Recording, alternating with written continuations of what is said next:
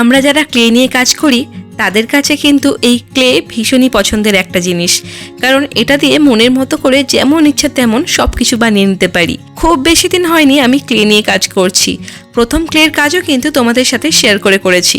এই কটা দিনে অনেক নতুন নতুন কিছু শিখতে পেরেছি, এখনও অনেক কিছু শেখা বাকি। আর আজ কিন্তু এই ক্লে দিয়ে নিজের পছন্দের একটা জিনিস বানাবো, তাও এটা কিন্তু করবো একটা এক্সপেরিমেন্ট। বেশ কিছুদিন আগে একটা কে ড্রামা দেখছিলাম, তো সেখানে একটা সেরামিকের ফ্লাওয়ার প্লেট দেখেছি, আর দেখা মাত্রই ভীষণই পছন্দ হয়ে যায়। আর আমি বসে পড়ি ক্লে রং তুলি দিয়ে এই ফ্লাওয়ার প্লেটটা তৈরি করতে। প্রথমে ক্লেটাকে খুব ভালোভাবে মেখে নিয়ে ঠিক রুটি বেলার মতো করে বেলে নিয়েছি। এরপর ঠিক যে সাইজের প্লেটটা বানাতে চাইছি সেই সাইজ মতো একটা ফুলের শেপে কাগজ কেটে নিয়ে এরপর ওই কাগজটাকে ঠিক ক্লের ওপর বসিয়ে নিয়ে ধার থেকে এক্সট্রা যে ক্লেগুলো আছে সেগুলোকে কেটে নেব ধীরে ধীরে। এরপর কাগজটা তুলতেই দেখো কি সুন্দর একটা ফুলের মতো শেপ এসে গেল। এরপর সরু যে কোনো ধারালো কিছু নিয়ে ফুলের পাপড়ির যে টেক্সচারগুলো হয় সেগুলোকে দিয়ে নেব। জানো তো আমার কিন্তু নেচার ভীষণই পছন্দের, তাই যখনই কোনো কিছু বানানোর সময় এরকম ফুল পাতা বানাই তখনই মন যেমন ভীষণই ভালো হয়ে যায়, কাজে যেমন আরও এনার্জি ফিল করি, ঠিক তেমনই সেগুলো রং করার জন্য কিন্তু মন প্রথম থেকে ছটফট করতে থাকে। এখানে আমাদের ফুলটা কিন্তু তৈরি হয়ে গেছে, এবার এটাকে একটু ড্রাই হওয়ার জন্য ছেড়ে দেবো। হালকা করে ক্লেটা শুকিয়ে গেলে পাপড়ির ধারগুলো হাত দিয়ে একটু একটু করে মুড়ে নেব, ঠিক যেমন শেপ দিতে চাই সেইভাবে।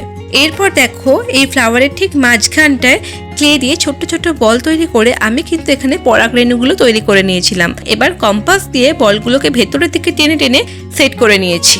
এখানে তোমরা অলরেডি দেখেছো যে আমি কিন্তু খুব একটা বেশি ক্লে দিয়ে এটা বানাইনি। বেশি ক্লে ইউজ করলে জিনিসটা একটু মোটা হতো, বাট আমি এখানে পাতলাই চাইছিলাম, আর যাতে একটু হালকা হয় সেটার জন্য আমি খুব কম পরিমাণে ক্লে দিয়ে এই ফ্লাওয়ার প্লেটটা তৈরি করেছি। এরপর এই ফ্লাওয়ার প্লেটটাকে কিন্তু খুব ভালোভাবে ড্রাই হতে দিতে হবে। এটা ড্রাই হয়ে গেলে অ্যাজ ইউজুয়াল আমি কিন্তু গেসে অ্যাপ্লাই করে নেব। ঠিক এই স্টেপটার আগেই তোমরা চাইলে কিন্তু একটা স্যান্ড পেপার দিয়ে ফুলের ধারগুলো বা যেখানে যেখানে প্রয়োজন বলে মনে হচ্ছে সেখানে খুব ভালো করে সারফেসটা ঘষে নিয়ে স্মুথ করে নিতে পারো। কিন্তু আমি যেহেতু এখানে ফ্লাওয়ারের রিয়েল টেক্সচারগুলো চাইছিলাম, তাই এই স্টেপটা আমি স্কিপ করে দিয়েছি। আগেই বললাম এটার ওপর কিন্তু একটা এক্সপেরিমেন্ট করতে চলেছি। কাজটা করার সময় প্রত্যেকটা মুহূর্তেই মনে হচ্ছে শেষমেশ সবটা যেন ঠিকঠাক থাকে, আর নয়তো এই সব খাটনি কিন্তু জ্বলে যাবে। দেখো কথা বলার সাথে সাথে কিন্তু আমি ফ্লাওয়ারটা এখানে কালার করে নিচ্ছি। পুরো ফুলটাকে আমি অফ হোয়াইট কালারে রেখেছি, আর সাইডগুলোয় শেড দিয়েছি একটা বেবি পিঙ্ক কালার দিয়ে।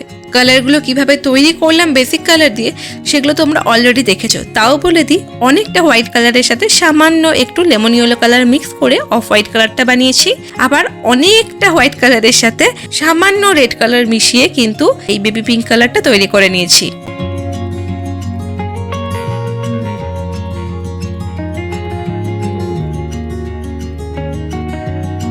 এরপর মিডিলের দিকে আউটার স্ট্রোক দিয়ে আর একদম মাথার মানে শেষের দিকে ইনার স্ট্রোক দিয়ে আমি কিন্তু শেডগুলোকে কমপ্লিট করেছি।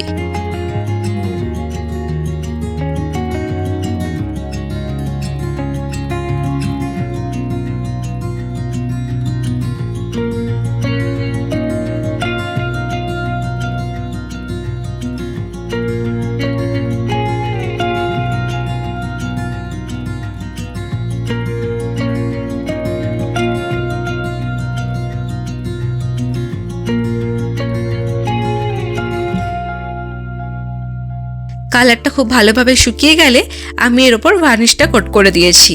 দেখো ভার্নিশ অ্যাপ্লাই করলে কিন্তু কালারটা সেফ হয়ে যায়, ফেড হয়ে যাওয়ার চান্স থাকে না, আর ডাস্ট প্রুফ হয়ে যায়, কিন্তু খুব বেশি পরিমাণে যে গ্লেজি এফেক্ট আসে সেরকম নয়। ক্লের ওপরে যে গ্লেজটা আমি চাইছি সেটা এই রেজিন দিয়ে আমি করতে চাইছি, কি জানি শেষ পর্যন্ত কি হবে দেখা যাক। আর খুব বেশি হলে হয়তো সবটাই বেকার হয়ে যাবে, but hope for the best. এটা যদি সাকসেসফুল হয়ে যায় দেন আমি আরো নতুন নতুন ওয়ে পেয়ে যাবো ক্লেটাকে ইউজ করার জন্য, আর ইজিলি কিন্তু যে কোনো কিছুর ওপরে গ্লেজ হিসেবে আমি এই রেজিনটাকে অ্যাপ্লাই করতেই পারবো। ভার্নিশটা শুকিয়ে যাওয়ার পর পাপড়ির ধার থেকে দেখো এরকম একটা গোল্ডেন কালার নিয়ে আমি কিন্তু একটা সরু ব্রাশ দিয়ে পুরোটা অ্যাপ্লাই করে নিয়েছি।